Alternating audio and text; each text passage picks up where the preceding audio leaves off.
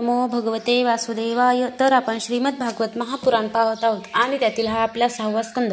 6व्या स्कंदातील अध्याय 19व्या अध्यायामध्ये आपण पुंसवन व्रताचा विधी पाहणार आहोत. राजाने विचारले, भगवान, आपण ज्या पुंसवन व्रताचे वर्णन केले आणि म्हणालात की ज्यामुळे भगवान विष्णू प्रसन्न होतात, तर आता मी त्याचा विधी जाणू इच्छितो. श्री सुख म्हणाले, हे पुंसवन व्रत सर्व कामना पूर्ण करणारे आहे. पतीची आज्ञा घेऊन मार्गशीर्ष शुद्ध प्रतिपदेस पासून याचा आरंभ करावा. प्रथम मरुद्गणांच्या जन्माची कथा ऐकून ब्राह्मणांची आज्ञा घ्यावी. नंतर सकाळी दात घासून स्नान करावे, 2 शुभ्र वस्त्रे धारण करावीत आणि अलंकारही घालावेत. प्रातकाळी काही खाण्याच्या अगोदर भगवान लक्ष्मीनारायणांची पूजा करावी. प्रभू, आपण पूर्ण काम आहात म्हणून निरपेक्ष आहात.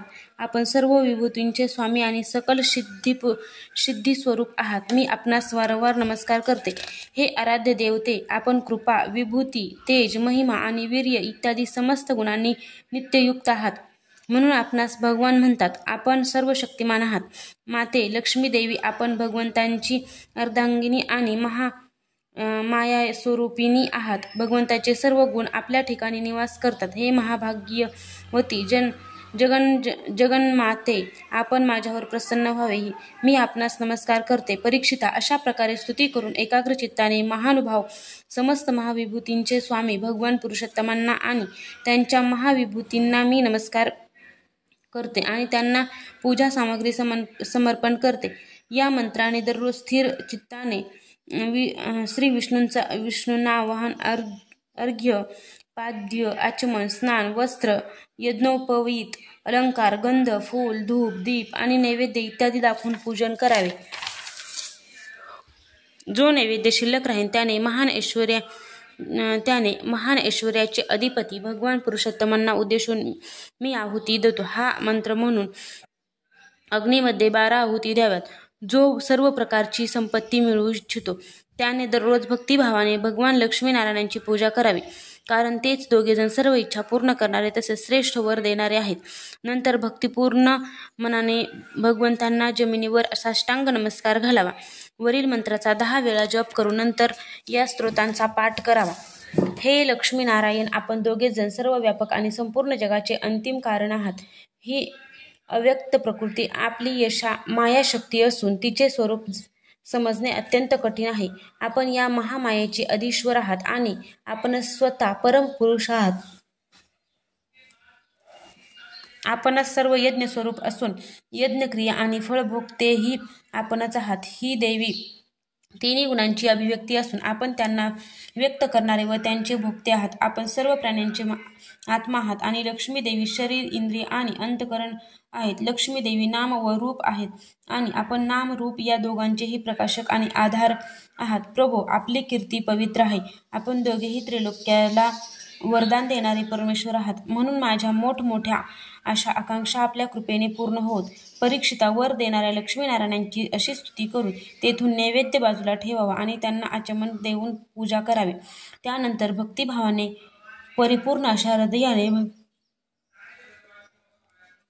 भगवंताची स्तुती करावी आणि यज्ञावशेषाचा वास घेऊन पुन्हा भगवंताची पूजा करावी. आपल्या पतीला साक्षात भगवंत समजून अतिशय प्रेमाने त्यांच्या प्रिय वस्तू त्यांना द्याव्यात. पतीने सुद्धा प्रेमपूर्वक आपल्या पत्नीची लहान मोठी सर्व कामे करीत राहावे. पती पत्नीपैकी एकाने एखादे कर्म केले तरी त्याचे फळ दोघांनाही मिळते. म्हणून जर पत्नी हे व्रत करण्यास अयोग्य असेल तर अत्यंत एकाग्रतेने पतीनेच हे अनुष्ठान करावे. हे भगवान विष्णूंचे व्रत आहे. हे व्रत घेतल्यानंतर मध्येच सोडता कामा नये. जो हे व्रत घेईल त्याने दररोज पुष्पमाळा, चंदन, नैवेद्य, अलंकार इत्यादींनी भक्तिपूर्वक ब्राह्मण आणि सुवासिनी स्त्रियांचे पूजन करावे. तसेच भगवान विष्णूंची सुद्धा पूजा करावी. यानंतर भगवंतांना त्याच्या धामाकडे विसर्जन करून आत्मशुद्धी आणि सर्व इच्छांच्या पूर्तीसाठी पहिल्यापासून त्यांना दाखविलेल्या नैवेद्यांचा प्रसाद ग्रहण करावा.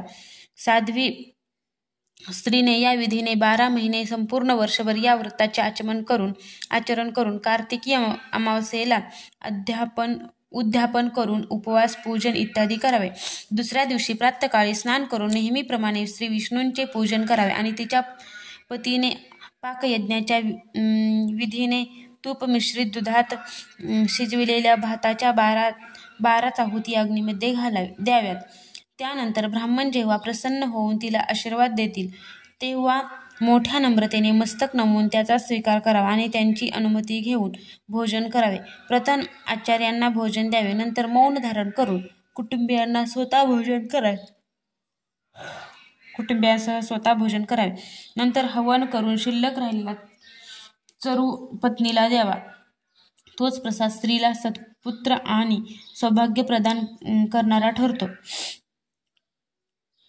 जो मनुष्य भगवंतांच्या या पुंसवन व्रताचे विधीपूर्वक अनुष्ठान करतो त्याला या जन्मातच त्याने इच्छिलेली वस्तू मिळते. या व्रताचे पालन करून स्त्री सौभाग्य, संपत्ती, संतती, चिर सौभाग्य, यश आणि घर प्राप्त करून घेते.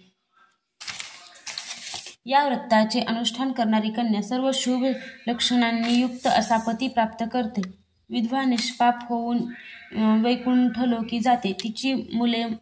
जिची मुले मरतात ती स्त्री त्यांच्या प्रभावाने चिरायू पुत्रांची प्राप्ती करून घेते. धनवान व अभागी स्त्रीला उत्तम भाग्य प्राप्त होते आणि कुरूप स्त्रीला सुंदर रूप प्राप्त होते. रोगी रोगमुक्त होऊन बलवान शरीर आणि श्रेष्ठ इंद्रिय शक्ती प्राप्त करून घेतो. जो मनुष्य मंगल कर्मे किंवा श्राद्ध कर्मांचे वेळी याचा पाठ करतो त्यावेळी देव आणि पितर यांची अनंत काळ तृप्ती होते. हवनाची समाप्ती झाल्यानंतर अग्नी, लक्ष्मी आणि श्री विष्णू संतुष्ट होऊन सर्व इच्छा पूर्ण करतात.